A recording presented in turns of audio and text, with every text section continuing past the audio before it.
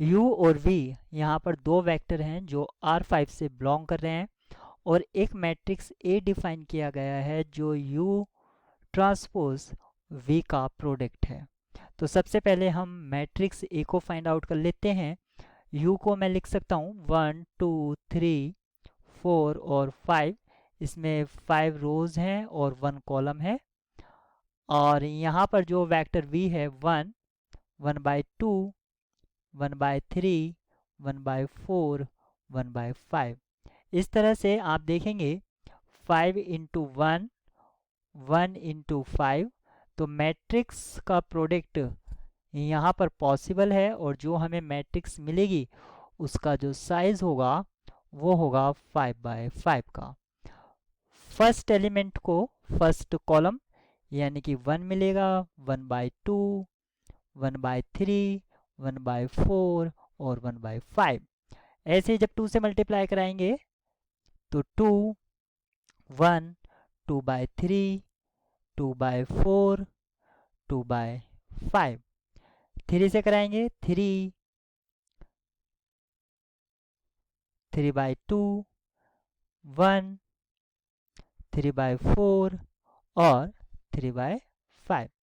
फिर 4 से 4 4/2 4/3 1 4/5 और लास्ट में जब 5 से कराएंगे 5 5/2 5/3 5/4 और 1। आप यहाँ पर देखिए जो मैट्रिक्स हमें मिला है उसका ट्रेस जो है ट्रेस ऑफ ए यहाँ पर 5 है।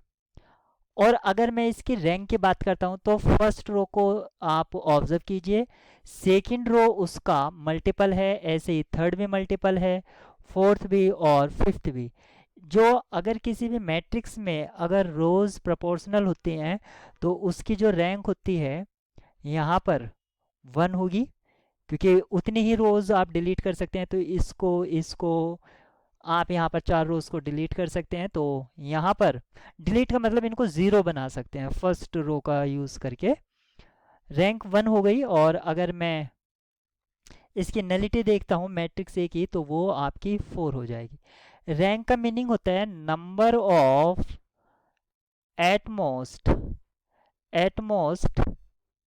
Non zero eigen value, non zero eigen value. तो यहाँ पर एक नॉन ज़ीरो आइगन वैल्यू है।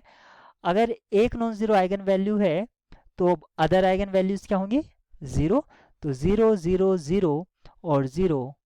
और क्योंकि ट्रेस 5 है तो जो अदर आइगन वैल्यू होगी वही ट्रेस में कंट्रीब्यूट करेगी। तो यहाँ पर एक नॉन ज़ीरो आइगन वैल्यू 5 है। तो हमें आइगन वैल्यूज पता चल गई है। तो ऑप्शन डी यहाँ पर जो लिखा है trace A is an eigen value of A, yes it's obvious. हम अदर ऑप्शंस को चेक करते हैं। यहाँ पर there exist a non zero x coming from R5 such that ax equals to 5x। क्योंकि 5 आइगन वैल्यू है तो यहाँ पर ax इक्वल्स टू 5x ये एग्जिस्ट करेगा फॉर नॉन जीरो x के लिए।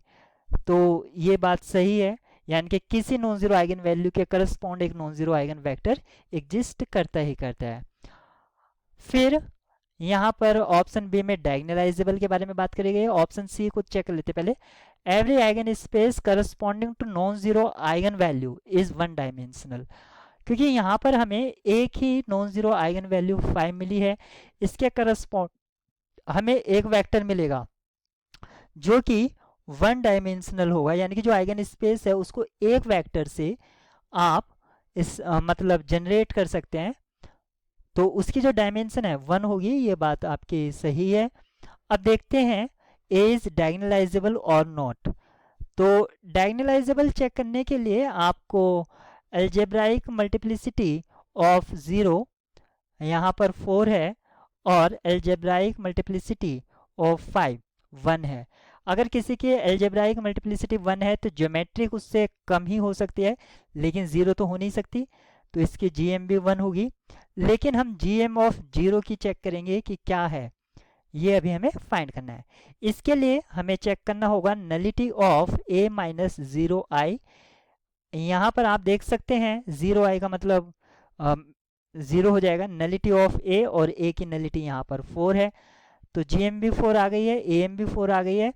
यानी कि अगर मैट्रिक्स डायगोनलाइजेबल होते हैं तो एएम और जीएम सेम होती है फॉर ईच लैम्डा आई।